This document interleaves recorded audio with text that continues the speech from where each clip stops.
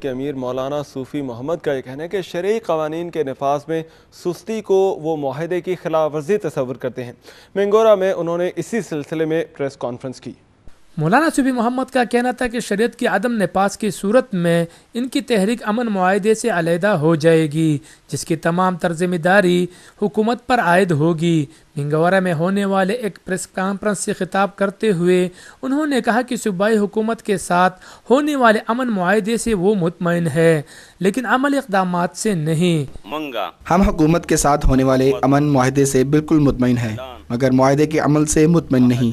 حکومت کے ساتھ معاہدے میں یہ طے ہوا تھا کہ مالاکنڈ ڈویژن بشمول کوہستان میں نظام عدل کے تحت قاضی تعینات ہوں گے۔ ان کا کہنا تھا کہ 40 روز گزرنے کے باوجود مالاکنڈ ڈویژن اور کوہستان میں عملی طور پر شریعت نافذ نہیں ہوئی۔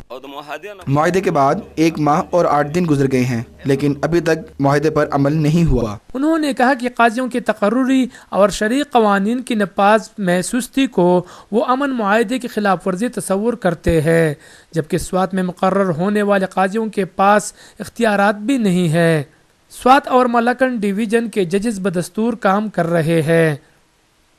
مولانا صوفی محمد نے حکومت سے مطالبہ کیا کہ وہ مالاکنڈ ڈویژن اور دیگر علاقوں ہزارہ ڈویژن اور کوہستان میں بھی جلد از جلد قاضیوں کی تقرری کو یقینی بنایا جائے۔ اگر سوات میں تیسری دفعہ ہونے والا امن معاہدہ ٹوٹ جاتا ہے تو پہلے سے متاثرہ عوام مزید مشکلات سے دوچار ہوں گے۔ شیرین زادہ، ایکسپریس نیوز، منگورا، سوات۔ سرحد حکومت نے فیصلہ کیا ہے کہ مالاکنڈ اور سوات میں عوامی خواہشات کے مطابق شرعی